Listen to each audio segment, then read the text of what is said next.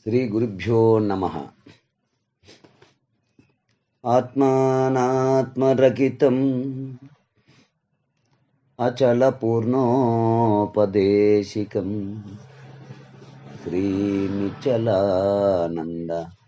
నారాయణ గురోర్శిష్యం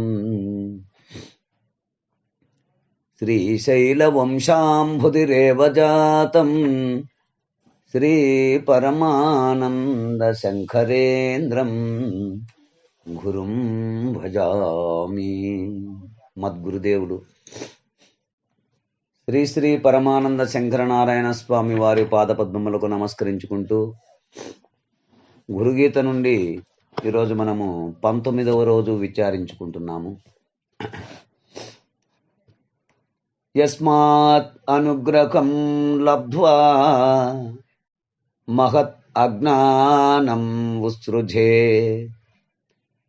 తస్మై శ్రీ దేశికేంద్రాయ నమః చ అభిష్ట సిద్ధయే.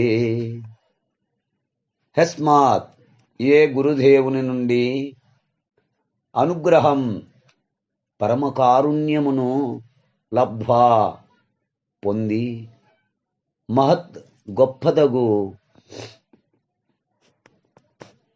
అజ్ఞానం ఆ జ్ఞానమును ఉత్సృజేత్ విడుచునో తస్మై అటువంటి శ్రీ దేశికేంద్రాయ శ్రీ గురుదేవుని కొరకు అభీష్ట సిద్ధయే చ ఇష్టార్థముల సిద్ధి కొరకు నమస్కరిస్తున్నాను. అనగా ఏ గురుదేవుని నుండి పరమకారణమును బడిసి అవ్యజాపార కారుణకు పాత్రుడై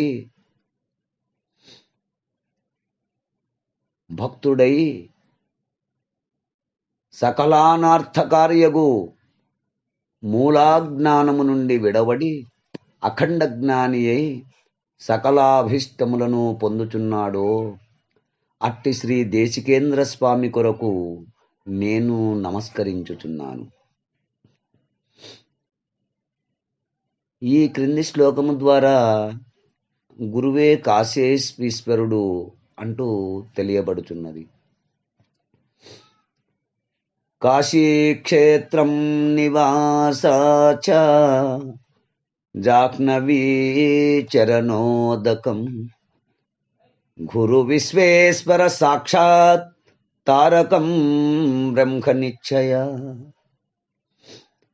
నివాస స్థలమే కాశీక్షేత్రం, కాశీక్షేత్రము చరణోదకం పాదతీర్థము, జాహ్నవి గంగా నది అగుచున్నది, గురుదేవుడే, సాక్షాత్ విశ్వేశ్వర సాక్షాత్ విశ్వేశ్వరుడుగను, బ్రహ్మ నిశ్చయ పరబ్రహ్మ విషయక నిశ్చయ జ్ఞానమే తారకం ప్రణవతారకమగును.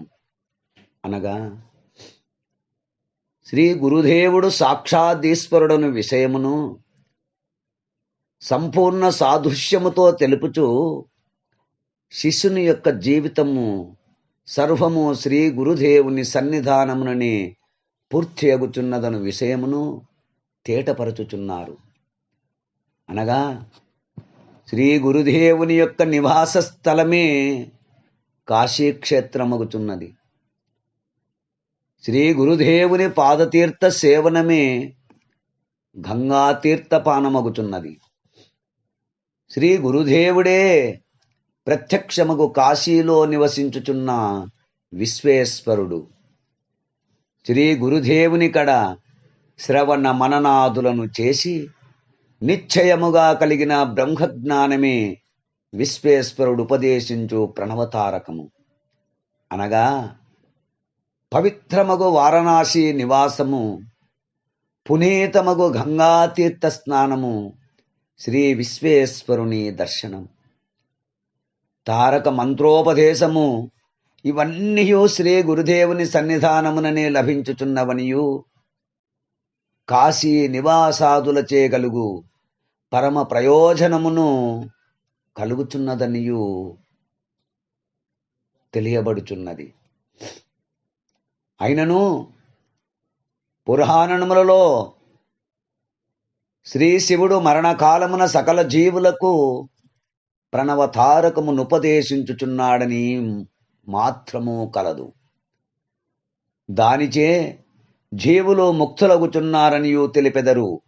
కాని ఇచ్చోట జ్ఞానమూర్తియగు శ్రీ గురుదేవుడే సాక్షాత్తుగా కానిపించుచున్నాడు. మరి ఎచ్చోటనో కాక ఇచ్చటనే బ్రహ్మతత్వ జ్ఞానమునుపదేశించి జీవుని బ్రహ్మతత్వము నొందించి జనన మరణ రహితమగు శాశ్వతానందమును అనుభవింపజేయుచున్నాడు. ఇట్టి పరమభక్తుని జీవితమే ధన్యము. ఇట్టి తత్వము కాశీ క్షేత్రాదులచే సిద్ధించదని తెలియవలెను. ఈ ప్రకారము శ్రీ గురుదేవుని అఖండ విజ్ఞాన మహిమను ప్రత్యక్షముగా నిరుంగవలెను. ఇంతవరకు సూక్ష్మముగా గురు శుశ్రూషా విధానమును తెలిపిరి. వాని ప్రయోజనమును కూడా నిరూపించిరి. అయినను వేదశాస్త్రములలో గురు శుశ్రూష 4 విధములుగానున్నది.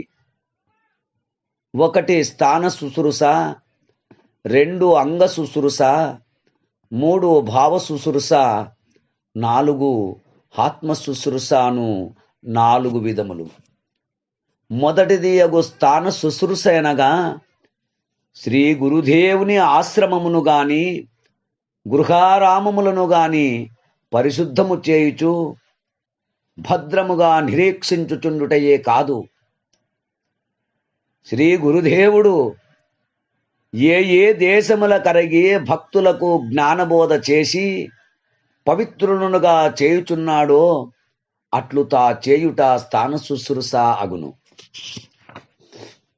ఇక రెండవది అంగ శుశ్రూష అనగా దేహమును మాత్రము సేవించుట రక్షించుటయో మాత్రము కాదు, శ్రీ గురుమూర్తి ఏ ఏ తపములను ఆచరించి ధ్యానాదులచే శరీరమును పవిత్రముగా శుద్ధముగా చేసుకొనెనో తాను అట్లు తన శరీరమును తపోధ్యానాదులచే తేజోవంతముగను నిర్మలముగను చేసుకొనుట అగును.